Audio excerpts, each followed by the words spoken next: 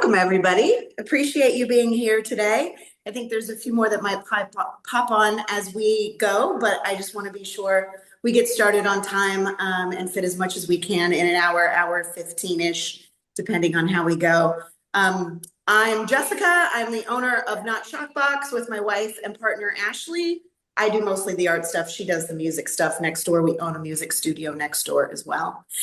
We took over what was Shockboxx to now call it Not Shockboxx in August from the legendary Mike Collins and his crew of fabulous artists who gained a really amazing reputation in this very unique space in the South Bay for pushing the limits and including art that really makes you feel and is different from everywhere else. So I'm really grateful for those of you that are artists applying to be featured in our gallery. We're lucky to have you, and I hope that this is a wonderful experience for you. So let's get talking about, first, actually, I'm gonna do a walkthrough of the themes of the show, how we set it up.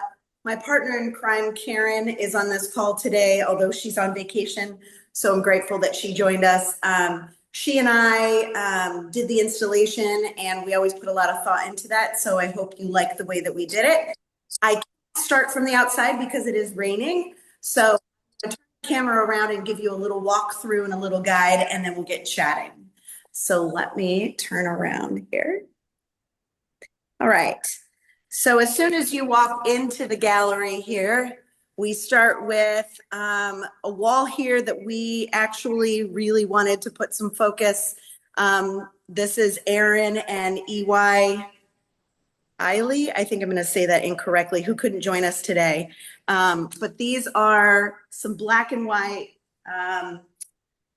vibes that we wanted to really immediately get you thinking this isn't a normal show when you walk in. And then across from that, we start with Lee's beautiful piece here in the tub, and then a news piece, and then Ian's some artwork that uses color to really express some good emotion. We'll talk about some of this. I've got the iPad on wheels here. We'll see if I don't trip over myself.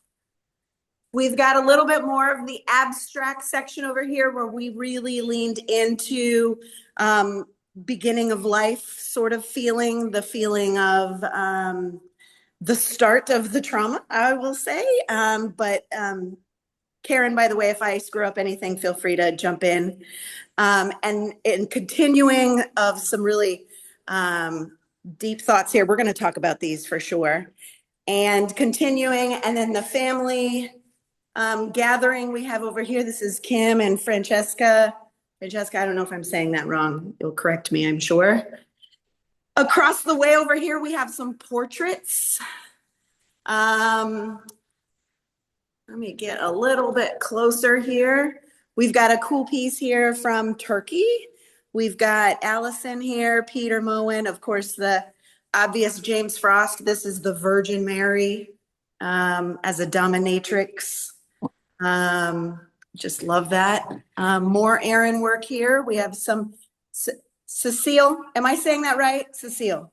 Okay. Thumbs up. Got it. Thank you. We have a really cool here fiber art textile piece. Really cool that we'll talk about. We've got Mike Collins. See if I can tilt up a little bit. You can see the doll up on display. It's Untitled Girl. And then we'll go in the back here where we usually reserve for a bit more introspection. We've got a Lauren Kane piece here that maybe we'll get to talk about. There's some writing on it that's really cool. We've got some Connie pieces, really cool crafted. There we go. Figurines. Really cool photo here. This was fun unboxing. Maybe we'll talk about that if we get time. We've got a film. We've got a short film in this show that I'm happy to send to everybody to watch because it's obviously going to be weird to try and watch it here, but it's a 5-minute film by GB Young. Really cool and dark, which I love. This is the figure piece that we have as soon as you walk through the hallway. And you see back here, this one, I just want to put in my hallway. So low lighting. It's just so cool. Then we lean into a little bit more of poetic pieces. We have some poetry here, as well as poetry on the walls over here. And then some more really cool, unique pieces that are more than just what meets the eye in here. So we're going to talk about some of this. And at any time, I hope that you guys will unmute and ask questions and engage. I'm not really structured about this. I should turn you back around so you can see me sweating. Here we go. There we go. And yeah, feel free to unmute. And then I've got a couple I want to call out for sure.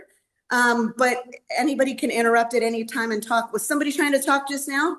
Feel free. Okay. If it's okay with everybody. Wait, is Ian in here? Ian, are you here? I was going to start with Ian. There you are. Sorry. Of course, it's always the last one I look at. Okay, so we've got two pieces by Ian Stewart in here for this show. And one of them that actually we accepted in the application process wasn't available. So we ended up adding Dumbo here, which it brings so much up emotions for me from childhood. But Ian, if you want to talk about these pieces a little bit, go for it. Sure. Hey, I'm Ian. This is Godzilla. And I finished a kind of like a solo show last June, I think, last year. And I was doing a very specific style and I got burnt out on doing that. So I decided I had this idea to do, and it's where I find most of my images now, to go to YouTube and steal old people's um VHS like images from them. Because up until like nowadays, everybody knows how to film, but like back in the 80s when it was like our drunk dad running around with a giant camcorder, they swirl and they're all over the place. But we all kind of have these ubiquitous images. And I had this idea that it'd be fun, like on the one on the left, to find images that are kind of like discolored and glitched and to paint those. But that was really there's two that I found that were kind of glitchy like that, that actually worked and told a story. But I felt that one fit this show because like to me, that girl in the front is very like comedic. She's trying to entertain and trying to distract. And like her face is kind of fractured. She's trying to distract from any of the actual familial pain that's going on in the world. And you got that her sister behind her who looks kind of scared and gripping the mom's arm. And I don't know. Like, it's interesting when I'm flipping through the people's VHS tapes, uh, voyeuristically, stealing their life. Like sometimes you hit on one that just tells a story. And I felt like that one told a story. And so I don't really do these types of paintings anymore, but it's like the stuff I was overdoing has kind of merged into these images that I've taken from um that are kind of part of our collective unconscious, our, images like that one of Dumbo. I feel like we all have probably photos or memories of being at Disney World and looking up and seeing that image right there. And I was looking for it on YouTube through people. And the reason I was doing that is because my mother came out here to visit about a year ago and wanted to go to Disneyland, which is not like her. She never likes to leave the house. So I was very ecstatic to be able to go out and do something. And she told me she wanted to go ride the elephants, which was such a funny way that to say it, because she had ridden this thing with the Dumbo ride like the rest of us when we were kids. And it's just something funny about a 75-year-old woman saying, I want to ride the elephants. And so I made that painting too, as kind of like from her perspective in my mind when she was a kid. Um, And I don't know that I guess that's the kind of the broad overview of why I made them and why I think they work well together. They're kind of meant to be companion pieces, and I hope you like them. Well, Ian, I don't want to tell the artist what your art means. So it's so fascinating to hear from you what they meant for you. Because for me, when I was looking at them, for me, the VHS, the usage of that TV that's not perfect makes me think of contemporary media sharing, how we're all on Facebook or Instagram or in the world capturing these perfect moments. And in reality, it's a glitched family dynamic in most cases. No family is perfect. And so for me, this was like, you look back at photos and you're like, oh, I had such a wonderful, lovely childhood. And what you don't remember that day was your parents massively fighting or the trauma that was ensuing in the family dynamic. So that spoke to me for that one.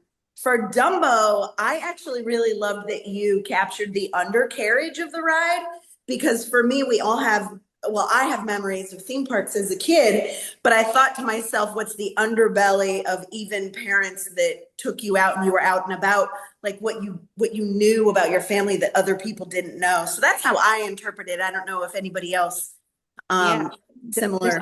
yeah, this Anu, the way Yeah. I was looking at because they're together, I was thinking, oh, it's the elephant in the room. You know, if you have a bad childhood, elephant, and then the painting right next to it is showing someone completely fractured, completely damaged. So that's because they're together. I was like, oh, the elephant in the room is that this child is suffering. So that's how I was reading almost like a poem. So regardless of what the artist meant, that's how I read it, and I thought it was beautiful. And That's putting it together is beautiful. I agree. Big fan. These are still available if anybody would like to purchase. Thank you, Ian. Speaking of Anu, since you are, hang on, you'd think 5 years after COVID, I'd know how to do Zoom better, but I am working on it. I am going to ask you about yours if I can, real quick. Figure out how to remove and add spotlights. We're getting there. Let me move over. Yeah, mine is right next to it, Ian. That's perfect. Yeah, so Um, easy, very easy transition. So while you tell us a little bit about it, I'm going to figure out how to unspotlight. Go ahead. Perfect. No, I'll tell you about this. This is actually part two, two-part series painting.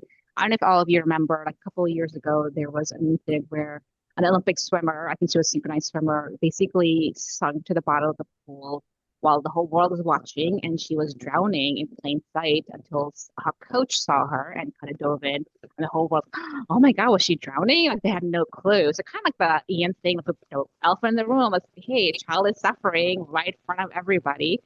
So this painting that you see here is basically a lifeless body in the basically it's meant to get really really deep in the ocean, and this kind of not being observed. The whole theme of this painting. I'll show you the one painting behind it that's meant to go with it. Let's see. This way, yeah. So here's like the lifeless body of the Oh, person, cool. and here's the coach, seeing her that she's drowning, and so this is like the first part, and the second part is what you have in the gallery right now. Is like the coach got to her, or whoever. In my imagination, me, your own self, to be able to find yourself again, like kind of revive yourself again. But the idea that so many of us suffer in plain sight. We don't. The people just assume we're fine. So that's is my whole main theme, and a lot of my I'm in my studio right now. So a lot of my paintings are kind of that concept of us struggling in plain sight. And the water is just a theme I use a lot because we live by the ocean, and water for me is renewing, but also a place where you can suffer, where you can really rejuvenate at the same time, also suffocate and drown as well, right? Easily. So kind of having the both stories beautiful. You can look at it as a gorgeous picture, or you can say, oh, someone is struggling. So that's the story I tried to It's tell. so funny and new how especially as a gallery owner, how I curate the space and select the art that speaks to me. Because just like with Ian, I had a story when you sent me this. And for me, um, it's just wild to me how I interpret things so different than what the artist intended. But it clearly I curated my life in the art that's in this room, so it'll be more interesting as we go along. But I saw it as I was an only child and with a mother that was a little dysfunctional. And I felt like I have been an adult and carrying the weight in our family since the beginning of our relationship. And for me, this spoke really intensely to that, like one person carrying another person from the depths. So, I love it. yeah, I love it. very cool. Did anybody have anything else they want to add here? I want to say, Yes, please. for me, the the painting is really interesting because recently I'm trying to build a eco tank. So every creature on the earth, we all came from water. So maybe there's another way to understand water, not drowning. We are drowning in the water, but we are renewing ourselves. I And maybe the people who carry another people is just half part of us trying to carry another half part of us. So we are trying to save ourselves. see. Yeah. So There, that's so great. That's there, amazing. This is there's why. a Laurie Anderson song this conversation is reminding me of. It's from her album Bright Red. Um, and the lyrics uh, have to do with swimming in the water. And she says, you think you're swimming to the surface, but you're swimming straight down, rapture of the deeps. And it's really interesting because that whole song sticks in my head a lot, because it's about how you can be in this situation, you can be in a situation where you're totally literally at sea, you're lost in the water, and the sense of direction goes away. And so I think that I think pertains to the discussion of the painting as well as the painting itself. That sense of being at a loss, and that you can read it more than one way. I love that contribution. Thanks, AJ. I appreciate that. If you could send me later that poem, that actually is really nice. Of course, yeah. Okay, cool. Thank you so much, Anu, for sharing am I saying your name correctly, Anu? Okay. Perfect. Okay, good. I just want to make sure here. Okay, so do I have Lee on the call? Lee, there you are. Since we're on this wall, I'm just going to continue here. And I'm going to try and get out of the way. Here we go. This is Lee's piece, The Bath. Do you want to go ahead and talk about it? Let's see if I misinterpreted this as well. Yeah. Yeah. Can you hear me fine? I'm on a headset, so Yes, we can hear you. okay. And I'm so sorry, but I also have a nasty Philadelphia cold going around. It's like 3 weeks and counting, so we'll see how much longer Oh, this lasts. no. First of all, But Jessica, there's no misinterpretation. So no, yeah. don't do that. So this painting originally was inspired by George Seurat's The Bathers at insert French word here, which I can't say. But it morphed really fast because most of my art in the last almost 5 years has had this undertone because it's been affected by we lost our adult daughter to a car accident in 2021.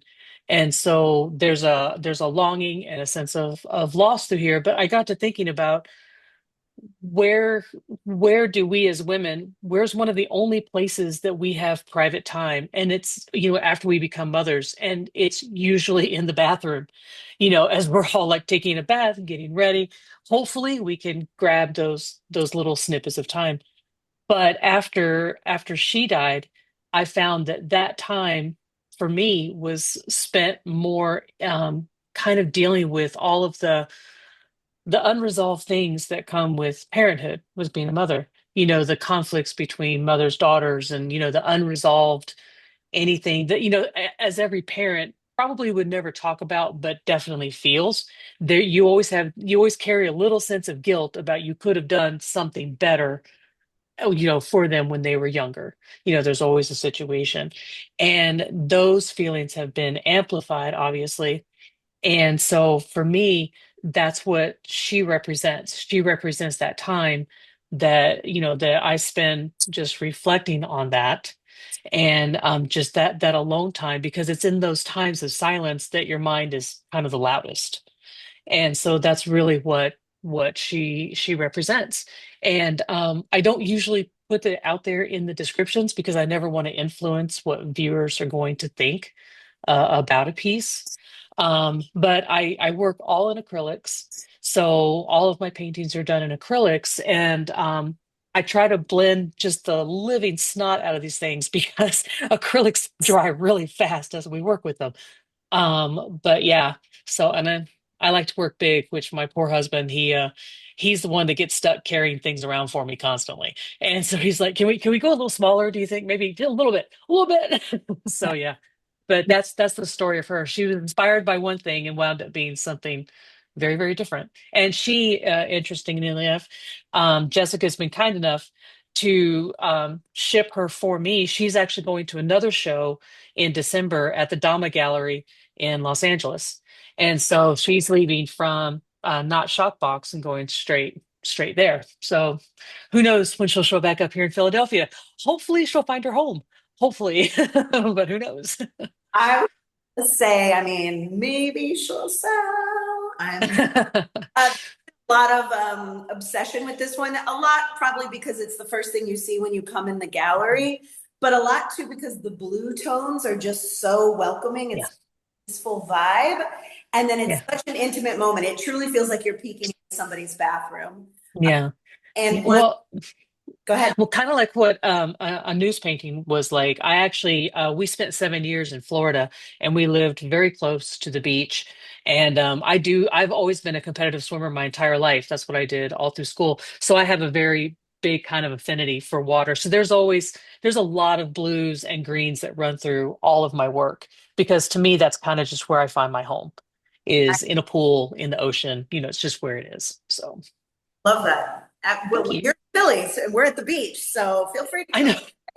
I know. I don't know how we wound up in Philly, but we're here. We're good. Yay. And it's cold. Yay. So, Did anybody have any questions or comments for Lee in the bath? All right. Well, I do. This is Francesca. Yeah. Please forgive the lack of video. I have an issue going on with my face. Lee, I love your limited palette. I love thank so you. much about this, the way that you have used light, and your story is really special. Thank you. Thank you. I appreciate that. Thank you very much.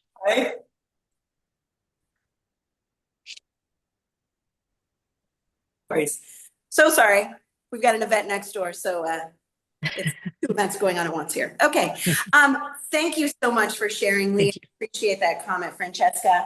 I'm going to continue down the road here because I think we have Megan with us, and it's literally the next one. And this is going to be a little bit more difficult for me to show, so I'm going to get really close and I'm going to turn the camera around. Here we go. All right, Megan, we've got 3 pieces here. I'll dim to the bottom one in a second, but unfortunately, let's see. Can I zoom on this? How does that work? I don't think I can. It's zoom, but I can't zoom. Yeah, very tiny work, I know. Yeah. If you want to talk a little bit about whatever you want to talk about, but I was going to say, what got you into this type of art? So, my dad was a doctor. My mom was a nurse, and so I just grew up with a lot of anatomy around. I find it really fascinating. And at first, I have a very traditional fine art training. Oh, hang on. I'm going to mute somebody. Sure. Hang on. Go And ahead. so I was trying to kind of come to terms with what it's like to have a body, but in a very fine art, still life sort of way. And then it's morphed over time to really become a lot about sentimentality and grief, and how we as humans come to terms with suffering and loss and all kinds of loss. Like Lee, the loss of a person, the loss of a time in your life, moving homes. And I love to work on a tiny scale because I really like the intimacy of it and the ability to draw the viewer in. So all of those pieces are oil on porcelain, and I made the porcelain panels myself, and um, and each one is embellished with molds that I made from various antique parts that I've collected. And the one at the top, which is a really tiny anatomical heart, actually, after I had finished painting it, I dropped it, which was bound to happen eventually because I was working with such a fragile medium. And I put it back together, and I actually really loved it so much more, and it held so much more meaning to me after that. And that piece in particular was about me coming to terms with a really devastating breakup and the idea of what my future was going to be that now was gone. So it felt very fitting for the time. I love it. I apologize if folks can't really get the vibe for these because you have to be here in person. It feels like an expensive piece of jewelry to me. I'll pan down here. Oh, I'm in the shadow. There you go. And this is the third piece. Mm-hmm. What Yeah. inspired the skull? Because I'm obsessed. So I do a lot with the skull, a lot, a lot. A lot of it, stemming from very traditional memento mori imagery, and also having grown up with my dad and, going to his office and looking through his medical journals. And something I love about the skull is we all have one, and all of our skulls, for the most part, look the same. And with this one, it has a third eye socket in the forehead with this idea of the third eye being introspective, being able to see something, being able to pick up on anything. And this one was also about that breakup and trying to see the light at the end of the tunnel and, a coming to terms with a new future for myself. I think there's a chat question for you here real quick. Megan, what are you hiding under your bangs? Under my bangs? My forehead? James is hilarious, so I'm sure a joke. Oh, is Oh, I get it. That's hilarious. We were slow to get there, James. We were slow. I appreciate that. Thank you, Megan. Is there any questions for Megan? I just wanted to say, with regards to the third eye, the insight, that feels really meaningful to me because I went through a breakup and then found out that my partner had been gaslighting me prior to that. And there's this kind of, it's of course really traumatic, but there's also this kind of relief in looking back and realizing, oh, I had that insight. Oh, I knew this. I just wasn't trusting myself. I saw, but I didn't see that I saw. Ooh, that's so deep. Thank you. I appreciate that. I feel like I similarly have spent a lot of time learning to retrust myself and my own judgment. I get it. It's so important. It's so important. Yeah. All right, I'm gonna move us over here. And am I saying that right? Yes. Okay, hang on a second. We got it. Oh, I'm being dripped on. Okay. Well, that's new. Here we go. I'm going to spotlight. I'm going to turn the camera around. Hang on a second here. There we go. All right. Do you want to talk about it while I spotlight you? Yes. Hi everyone. My name is Xi. I'm from China and I just been in America for 3 years. So for the open calls for this exhibition, I was super hesitant to submit because I'm mostly exploring the relationship between human and the whole universe. But this exhibition is more like uh human relationship between mom and kids. But suddenly I was thinking, is there's a there's a lot of similar type of relationship between mom and kid. The universe can be mom and human can be kid. True. My way to fighting mother is growing up. A natural response. And so I was inspired by Hilma of Clint life experience. She gave up all her success and all the skills she learned from art academy. So I did the same thing. I was doing traditional Chinese art painting, and this painting is the first oil painting. I don't know what I'm doing. So I name it Newborn. So I use pen to paint on canvas because I think using brush is too far away to the canvas. I want to get close to who I am. Oh, I love that. Yeah, that's pretty much the story. And when I tried to ship the painting, because when I create this painting, I didn't thinking about the sizing. I just want a bigger one because I never done it before. It's big. But yeah, but when I ship it from New York, the ship fee is like $1,000. Oh I my was God. like, what? I mean, I'm living in New York, but it's still expensive for me.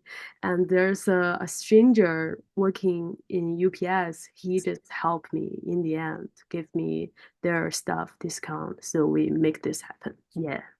Oh, that's so cool. I'm so Yeah. glad that worked out. Yeah, shipping really stinks, but I love the fact that more than half of all of our shows, well, we've only done two under my leadership, but that more than half of the artists are not local. So we're really giving an opportunity to show not only our local community amazing art from around the country and world, but also giving you an opportunity to show in Hermosa. So thank you so much. I love the love you're getting. Does anybody have any questions for She? All right. I saw the text in chat. Oh, Yeah. good. Thank Okay. you. Yeah. Oh, good. Okay. All right. Let me move on here because we're here. So, Cecile, let's talk a little bit about at least these three. Cecile has three pieces in here, but we split them up. Cecile, are you Yeah, good? I'm here. I'm here. Okay, cool, cool, I cool. was also just gonna say I saw a note about pirate ship for shipping and highly recommend that. It's like a very affordable way to ship. But for these paintings, so the one on the top left, there's this thing that happens in nature with ants called a like pheromone death spiral, where basically if the ants like on a trail cross over the path, they'll end up following each other and marching themselves into to death. Here, if I can get a closer look. Yeah. So like around that white body, there's a lot of little like I drew with graphite, just a bunch of little ants. Um, and when I was painting this, I was kind of exploring like the concept that you sort of inherit your mothers and grandmothers, like I guess for lack of a better word, trauma or personality or just the things you need to like work out. So just kind of thinking about like the things I see in my grandmother that like maybe I didn't like at one point, I saw in my mother and then now I see in me, and then like finding compassion but also exhaustion as you kind of work that out. So the concept of like the body with the ant death pheromone death spiral happening there.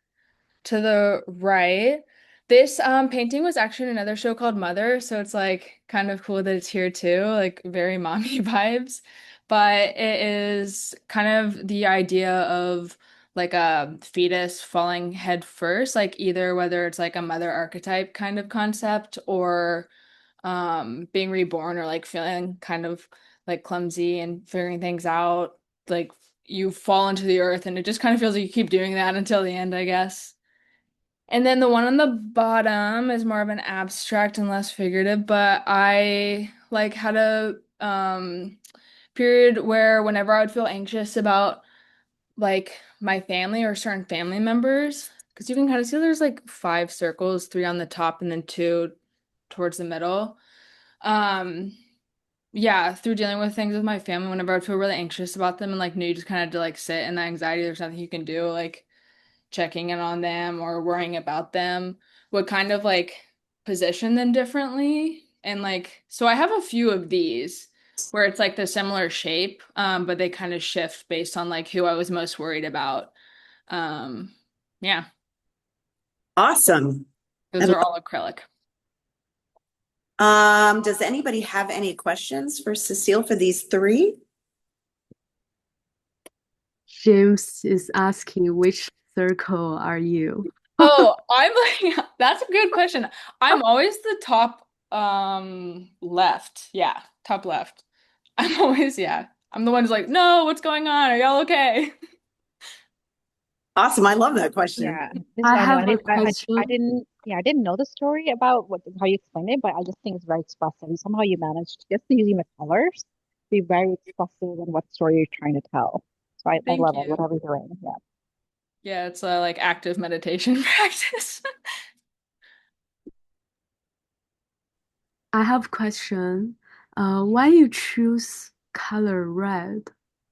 Um, kind of to signify like big emotion, like when I was afraid, like to be completely transparent, I would like have extreme waves of anxiety over family members of mine dying. So like whoever I was most worried about being in harm's way would kind of like have the more intense color signifying. Um, and yeah, it was like always like the person on the bottom always kind of represents my like father, and he's kind of like where the fear is like stemming from. So that's kind of like the shaping in colors. It looks a little different, or the intensity could be different. But usually, like the bottom right and the top left are always in the same place. Thank you. So the circle in the very bottom is represent your father? Yeah, yeah. Interesting, interesting. I think that's why I call it like round foundation, like the idea that it could just topple. I like it. All right. Thank you. Thanks, Cecile. Appreciate it. Do we have Bert in here? Bert, you want to go next? Where's Bert? There's Bert. Hi, Hang yes. tight. All right, I'm going to add you a spotlight here. Hang tight. Here we go. Okay. Awesome. Okay, so this was new for me. We had a Yeah. huge crate delivery of Bert's pieces, these balloons. And unfortunately, they came off the hinges, but I don't know, Yep. there's some character that was added by them falling off the hinges. It felt on the nose for this show. So anyway, go ahead, tell us about them. So basically, these are I started playing with this idea of what a skin balloon could be, mainly because I have a large skin graft and from an accident, and so within the rehabilitation process, the skin is new and kind of horrific, and you could see the veins and various arteries underneath. So, in order to kind of play with that, like make something kind of celebratory out of trauma, I started drawing it as a balloon with all these veins and arteries. And I live in Brooklyn, so I was taking the train and I was drawing like one of these balloons, and the woman next to me was looking at my sketchbook and then recoiled in horror. So I thought, okay, this is a good idea.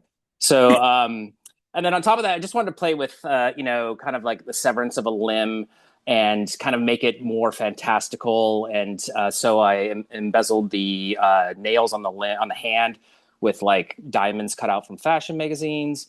And so I'm kind of playing with these symbols to kind of create an allegory. So people kind of like, ask questions, what's the balloon? What's the hand? And a lot of my friends have these shoes are popular in New York, these Mason Margiela tabby shoes.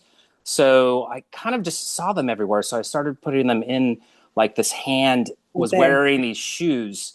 They're very expensive and they look kind of like high fashion ninja shoes. They just, I don't know. Supposedly they're comfortable, look painful to me. But anyway, so I was trying to play with like, making kind of a joke, or not really a joke, but kind of going to the other side from like, instead of trauma, trying to experience joy with like something that has happened, and create an allegory or narrative out of it. And I'm from Washington State, so orcas have kind of always been in my work quite often because, they represent a lot of like this kind of familial behavior to violence, and then the way they've been co-opted by SeaWorld to kind of perform as like the big dogs of the sea. So in essence, I'm doing that, just putting signifiers out there to create a narrative where I want people to kind of like, piece together what's happening within this like triptych, more or less. Well, this was really, we always have a piece. Well, again, we're new, but in the last show, we had a piece that was called Explain because you really couldn't figure out what it was. Like you could make out shapes. So this has been that for this show. You get people in here really turning their heads, wondering, like I was really convinced this is a body bent over and that's the butt right there. So, but like you get people really deep into it. And I was going to ask about the whale. So that was fascinating. But I did not notice what you were talking about on the nails. Oh yeah. They look like little diamonds. Oh, sorry. There we go. Yeah, they're just cut out from fashion magazine ads, because I wanted to kind of like kind of play with this. I kind of fascinated by like the evil villain that's kind of also the dandy, so to speak, and a lot of like especially film narratives. So the idea of like this hand having the nails being emblazoned with diamonds kind of like lends a sense to like you kind of don't know what gender it is in a way, and especially the shoes kind of denote play with that notion as well. This ambiguity. So yeah, that was the intention. I love it. So cool. Are there any questions here for Bert? Let me make sure I'm checking the chat too. Hang on a second here.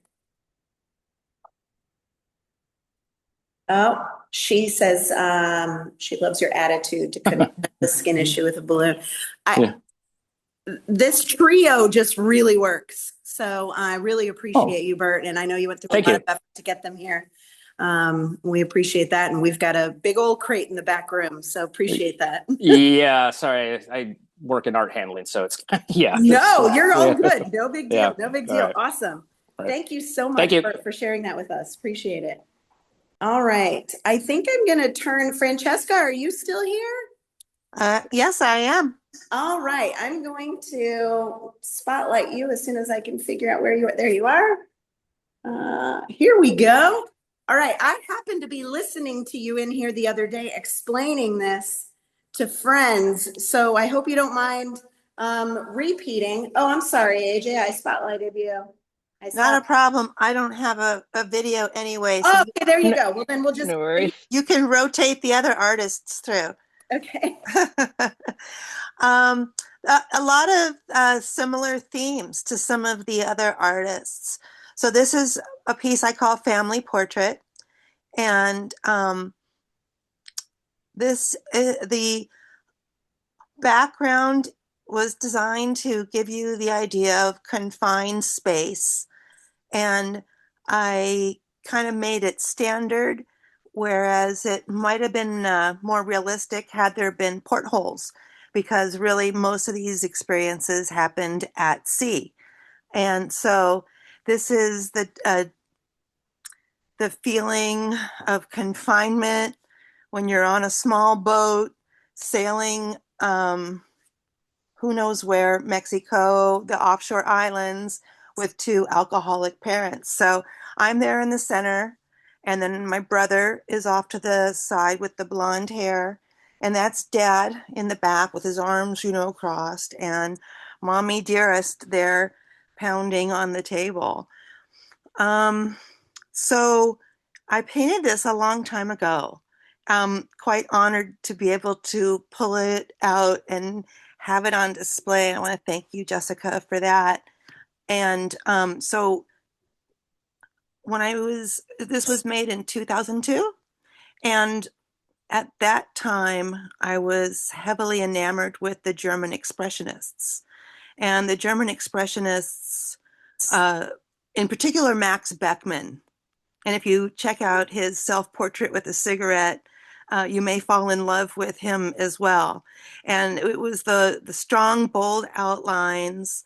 They, not quite Fauvist colors, but not really interested in modeling so much in a realistic way, but getting those feelings out there.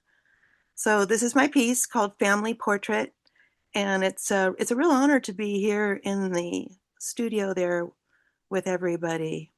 We're glad to have you. Thank you so much. Are there any questions for Francesca? Am I saying it correctly, Francesca? Francesca. Mm-hmm. Okay, cool. Any questions for her? This one just really spoke to me, period.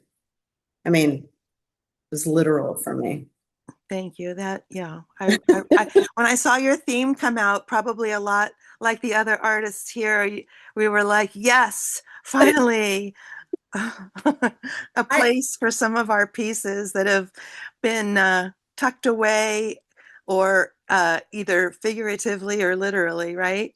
Absolutely. Well, and what I wanted to do with the gallery is completely make it personal, make themes that spoke to me and were important to me. So this is on the nose.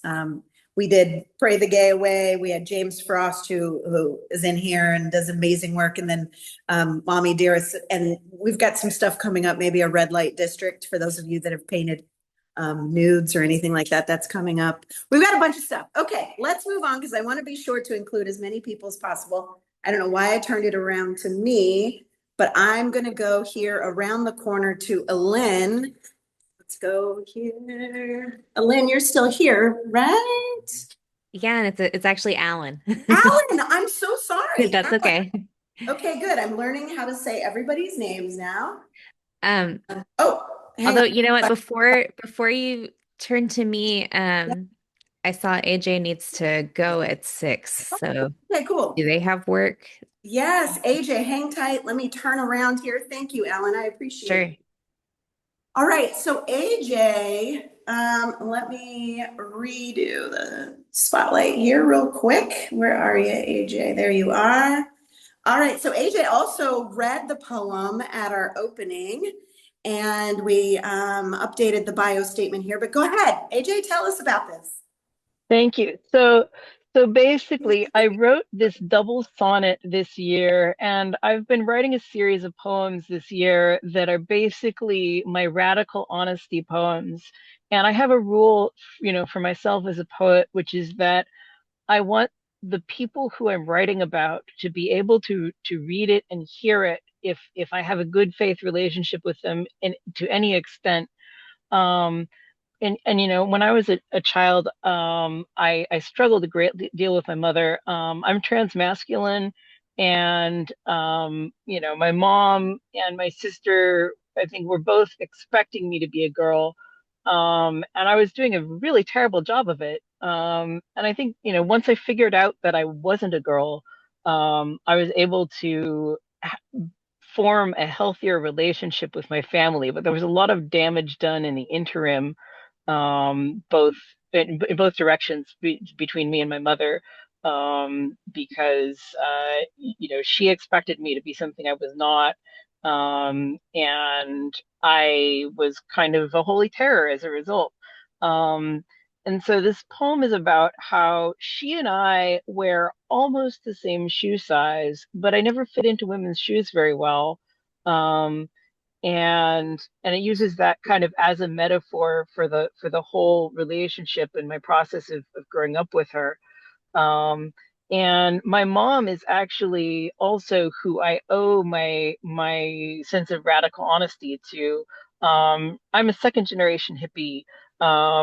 She took the whole family with her to the hospital when she was giving birth. Every time she gave birth, she took the whole family with her to the hospital. So all of us except for the youngest have witnessed the childbirth of at least one of our siblings. And it's a very unusual kind of experience, and extraordinarily special. And I feel like that's also kind of a metaphor for what I was gesticulating at in the poem. Is, life is beautiful and awful. It's full of blood and shit. And um we choosing to be there for each other, choosing to make a good story out of it, is the act of both people in a relationship. It can't be just one. um, and so I decided to make the assemblage in a way where it is tied together with shoelaces and strings. And there's a little birthing diorama in one of the shoes, in the mother's shoe. Um, and the fact that it's tied together with strings is emblematic of the work that it takes to maintain a relationship. It's not glued and shellacked. And if a buyer in the Los Angeles area chooses to purchase this piece, it comes with free labor from me. If anything goes wrong with it, I will come to your house and repair it. And that's also symbolic of the work that we put in to maintain our relationships. AJ, I love that. You're basically saying you buy the art, you also get me. So I love that. I'm sure we all feel that way about our pieces, but you quite literally offer that, and I appreciate that. Is there any questions for AJ? I know we don't really have the ability to read the whole thing again, but AJ, I'm sure you would not mind allowing me to post the poem on social media. Maybe I can share it with Of everybody. of course, yes, yes. Okay. And also, I my partner took a video of my reading, so if you'd like the Oh, video, I perfect. can send you that as well.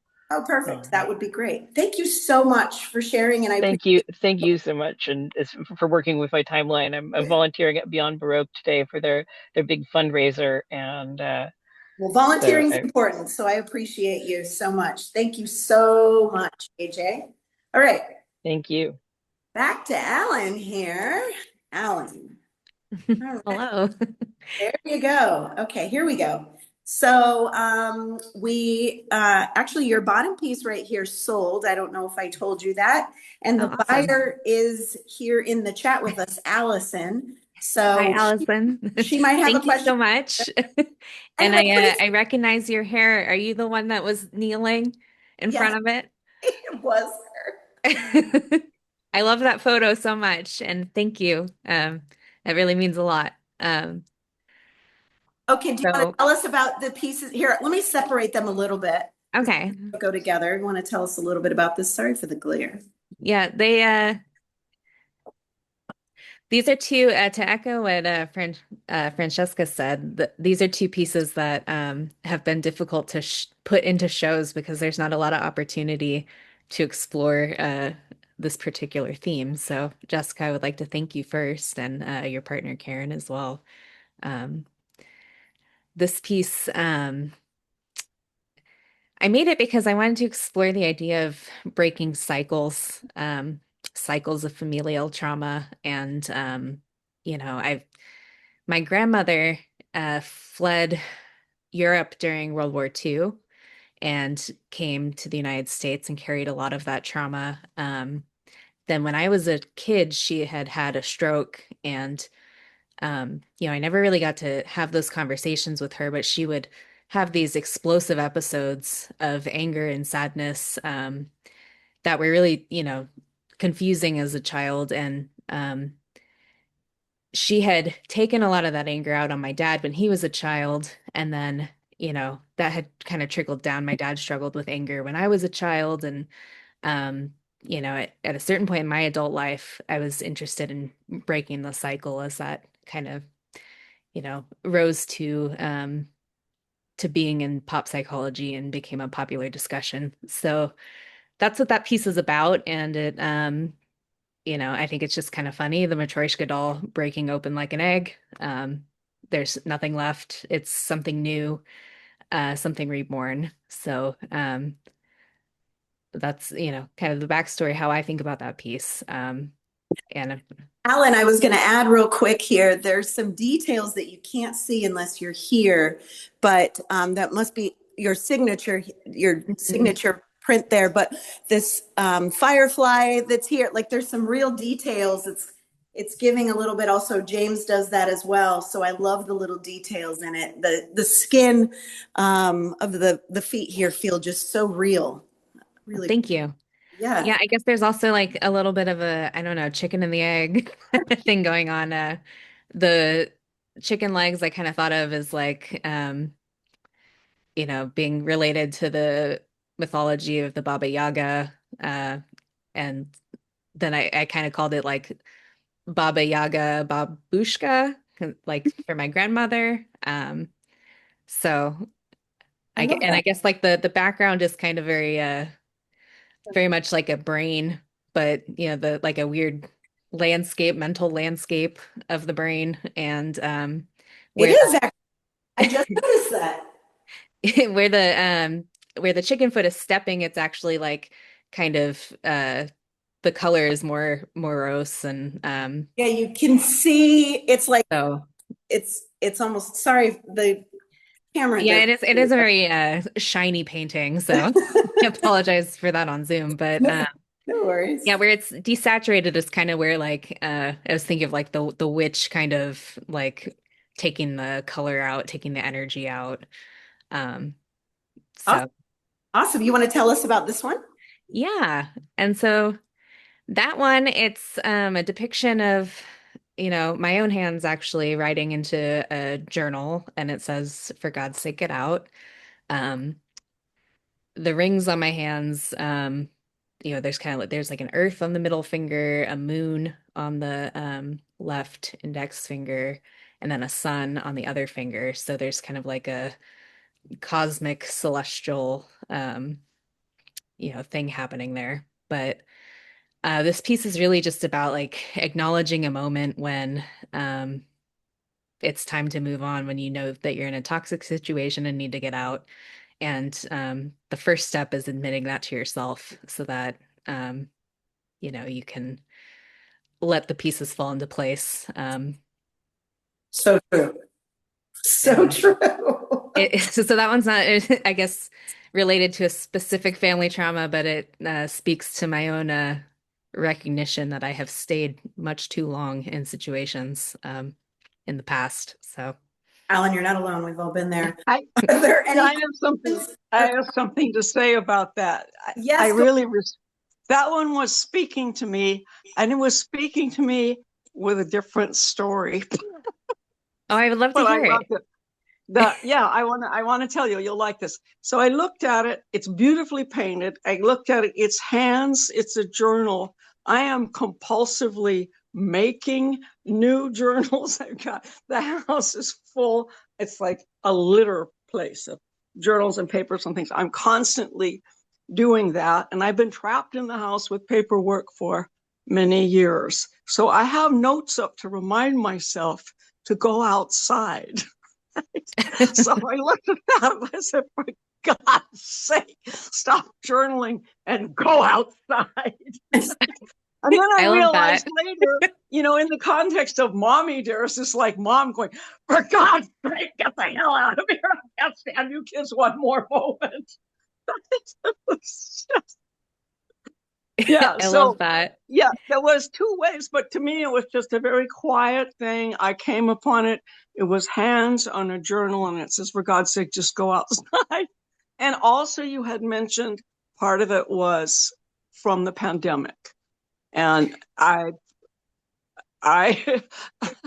took me a while to recover from the pandemic, going a little bit farther outside every day. I'm still in my bubble, but wherever I can walk from here, which is pretty far. All right, I'm done. thanks, Allison. Don't go Yeah. too far. I'm going to pan over to your piece. Alan, thank you so much. I appreciate you being on here today and telling us about this piece. Yeah, thank you so much. All right. I There's some great pieces in here, but I don't think these artists are with us right now. So I'm going to pan over here. And since we just had Allison, by the way, Allison, I updated the description to say waiter. So do you want to talk about this? Yes. Let's see. Okay. This one is Meghan Markle and her famous death stare and claw, by which she exercises power over everyone in her immediate circle. And she's got these two kids that mystery kids, where they came from, where they're going, if they exist, and etc. She's giving Joan Crawford a run for her money. So that's the mommy dearest. She's got these two poor kids that she trots out from time to time for some kind of carefully curated photo op, some fantasy story. So anyway, that's the reality behind Meghan Markle, is the death stare and the claw. Allison, I always think of you as capturing moments. And so it's funny to me how many different pieces you have that captured a moment in time, whether it be pop culture or our local community here, and appreciate it. Oh, thank you. Yeah. That one, I did do that one from a photo, but I usually do work from life. So. Gotcha. But that death stare, I just had. Okay. Are there any questions for Allison? All right. Just lots of love. Okay, so I want to acknowledge the time at 6:06. I've got about 10 more minutes. I covered the artists that said that they definitely wanted to share. Is there anybody in here that would like to share that I missed?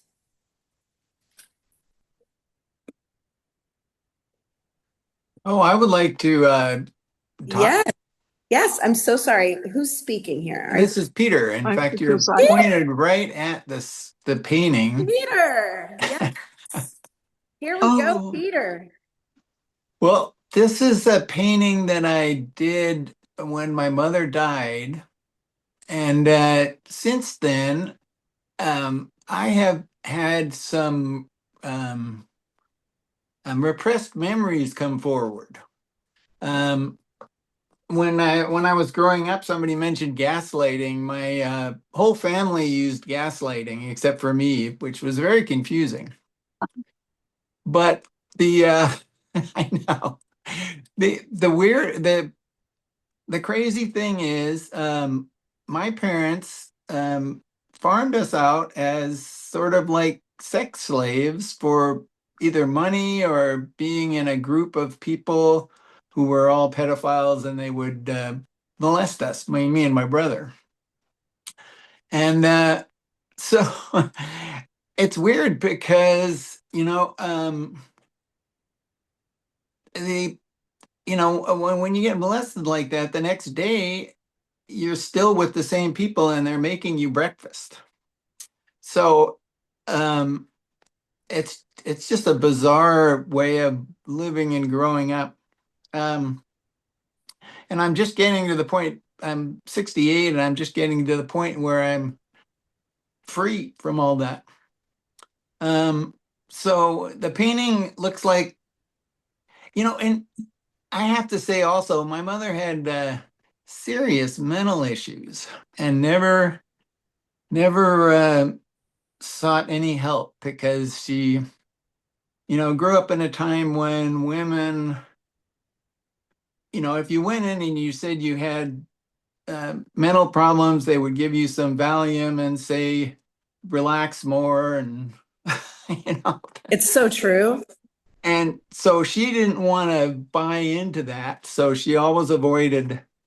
So she was very close to me, but then on the other hand, it was terrible what they did. Peter, you're sharing some very intimate personal details. I'm first of all very sorry that happened to you. I'm amazed and glad that you're here and able to reflect on it. There's something about this piece that we couldn't put our finger on. It's beautiful, Yeah. but it's also kind of dark. And I don't know if anybody else wants to share their comments because I do a lot of talking, but I heard a yeah.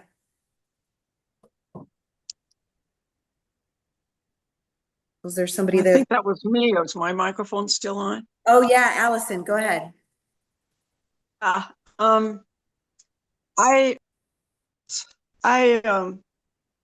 got responded to that particular painting too. It just took me back into another time and this kind of grim parenting face of the woman.